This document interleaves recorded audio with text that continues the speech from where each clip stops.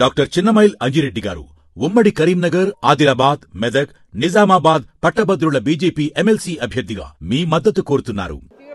Drainage సమస్యలు ఉన్నాయి అక్కడ. సో పొల్యూషన్ వార్డులలో కూడా చాలా ఏరియాలు మేము తిరిగిన వాళ్ళ నుంచి చాలా ఘోరమైనటువంటి పరిస్థితి అక్కడ మేము చూసినాం. కొన్ని ఏరియాలలో అయితే అంటే కరెంటు కూడా లేనటువంటి పరిస్థితి, మాకు చదువుకోవడానికి పవర్ రావటం లేదని చెప్పినటువంటి పరిస్థితి మేము చూసినాం.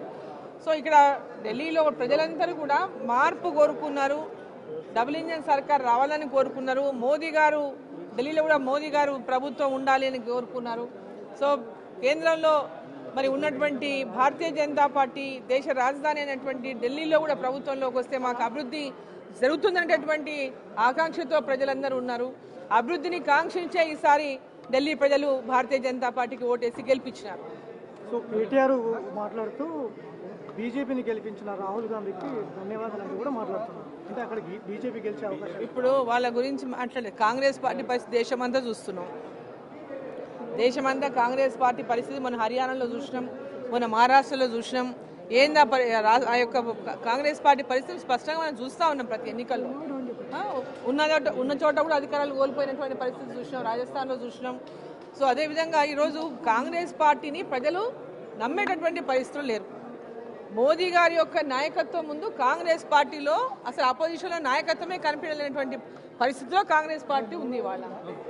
సో అపోజిషన్లో ఉన్నటువంటి కాంగ్రెస్ పార్టీ పార్లమెంట్లో రాహుల్ గాంధీ గారు అసలు అపోజిషన్లో లీడర్ ఎలా ఉండాలి, ఏ విధంగా ప్రజల సమస్యలపైన మాట్లాడాలి, పార్లమెంట్లో ఆ సమస్యలన్నింటినీ కూడా చర్చించకుండానే రోజు ఏదో ఒక ఇష్యూ తీసుకోవడము, పార్లమెంట్ జరగకుండా అడ్డుకోవడము, పార్లమెంట్లో అన్ని రకాలుగా అంటే ఇప్పుడు క్వశ్చన్ అవర్ జరగకుండా ఎలాంటి చర్చలే జరగకుండా అడ్డుకునేటటువంటి పరిస్థితి మనం చూస్తున్నాం. రోజు వాళ్ళు పార్లమెంట్లో చర్చించలేకనే పార్లమెంటును రోజు అడ్జైన్ చేసేటువంటి పరిస్థితి కల్పిస్తూ ఉంది కాంగ్రెస్ పార్టీ.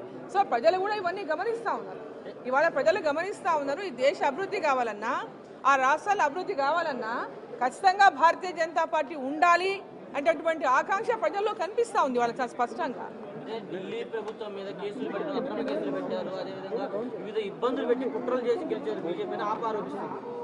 ఇప్పుడు గత 10 సంవత్సరాలు గెలిచినప్పుడేమో ఆరోపణలు లేవు, ఓడిపోయినప్పుడల్లా ఓడిపోయిన వాళ్ళంతా ఇదే మాట మాట్లాడడం మనం చూస్తూనే ఉన్నాం. మొన్న ఈవీఎంల గురించి కాంగ్రెస్ పార్టీ మాట్లాడుతూ చూసినాం. గతంలో వాళ్ళు అధికారంలో వచ్చినప్పుడు లేదు దాని గురించి. ఇప్పుడు వాళ్ళు ఓడిపోతే ఈవీఎంలని బ్లేమ్ చేస్తున్నారు. సో ఈ విధంగా ఓటమిని కూడా వాళ్ళ తప్పులని ఏ విధంగా తమ యొక్క తప్పులతో ఈరోజు ప్రజల లోపల విశ్వాసాన్ని కోల్పోయినో కాంగ్రెస్ పార్టీ మర్చిపోయింది.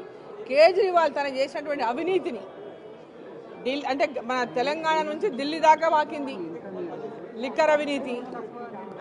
ఆ అవినీతి వల్ల ఈరోజు అభివృద్ధి చేయకపోవడం వల్ల, ప్రజలని మోసం చేయడం వల్ల కేజ్రీవాల్ని ఓడించాలని ఢిల్లీ ప్రజలు కట్టుకొని పెద్ద ఎత్తున ఈసారి ఓడించినారు. అంటే ఎక్కడ పోయినా మీకు చాలా స్పష్టంగా ప్రభుత్వం మీద వ్యతిరేకత కనిపించింది ఢిల్లీలో, కేజ్రీవాల్ మీద వ్యతిరేకత చాలా స్పష్టంగా కనిపించింది ఢిల్లీలో.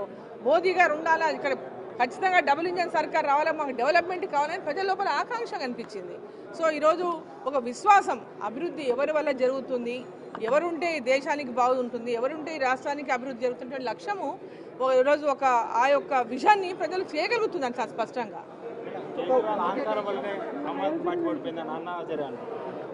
ఇప్పుడు కేజ్రీవాల్ అహంకారమా, కేజ్రీవాల్ మాట్లాడేది ఒకటి చేతలు ఒకటినా?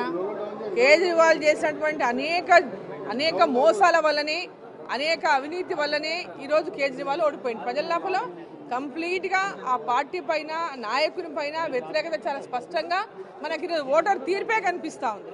అంటే తప్పుడు ప్రచారం చేయడంలో బీజేపీ సక్సెస్ అయింది. ఒక గ్లోబల్ ప్రచారంతోనే ఢిల్లీలో కావచ్చు, గత ఎన్నికల్లో కావచ్చు ఓటు సంపాదించుకున్నదనే ప్రచారం కూడా ఓడిపోయిన వాళ్ళంతా కూడా మేము ఎందుకు ఓడిపోయినాము అనేది వాళ్ళు రివ్యూ చేసుకోవాలి. అది కాకుండా ప్రతిపక్షాలకు ఇట్లా మాట్లాడేందు వల్లనే, మమ్మల్ని ఈ విధంగా బ్లేమ్ చేసేందువల్లనే అని వాళ్ళు అనుకోవడం అనేది కరెక్ట్. అది వాళ్ళు కనుక నిజంగా వాళ్ళు చేసినటువంటి తప్పులు తెలుసుకోకుండా ఇప్పటికి కూడా మేము చేసిన పొరపాట్లు ఏంటి, ప్రజలు మమ్మల్ని ఎందుకు తిరస్కరించినారు అనేటటువంటి రివ్యూ లేకుండా అది కూడా దాన్ని వాళ్ళ ఓటమి కూడా ప్రతిపక్షాలే కారణం అనేటటువంటిది మాట్లాడడం సమంజసంగా. ఢిల్లీ ప్రభావం తెలంగాణపై ఏ విధంగా ఖచ్చితంగా ఉంటుంది.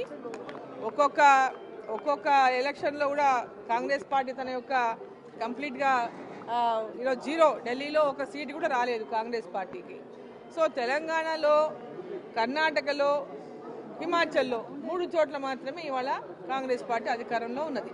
ఇక్కడ కూడా ఎట్లా అధికారంలోకి వచ్చిందో మనకు అందరికీ తెలుసు. ఇప్పుడు రాష్ట్రంలో ఎంత ప్రజా వ్యతిరేకతను కాంగ్రెస్ పార్టీ ఎదుర్కొంటుందో మనం అందరం చూస్తున్నాం. ఇవాళ ప్రజలకు ఇచ్చిన హామీలన్నింటి కూడా ఇవాళ ఏ ఒక్క హామీ నెరవేర్చకుండా కేవలం హామీలని కాగితాలకే పరిమితం చేసిండ్రు, కేవలం మాటలకే పరిమితం చేసిండ్రు. గ్రౌండ్లోనేమో ఏమీ లేదు, సున్నా. ఈరోజు తెలంగాణ రాష్ట్రంలో కూడా వచ్చే ఎన్నికల్లో కాంగ్రెస్ పార్టీ తీవ్రమైనటువంటి వ్యతిరేకతను ఇప్పుడు ఎదుర్కొంటుంది. కాబట్టి వచ్చే ఎన్నికల్లో తప్పకుండా అధికారం కోల్పోవడం ఖాయం. తెలంగాణ ప్రజలు కూడా మార్పు కోరుకుంటున్నారు. భారతీయ జనతా పార్టీని భవిష్యత్తులో తప్పకుండా అధికారంలోకి తీసుకొస్తారనే విశ్వాసం కూడా మాకుంది.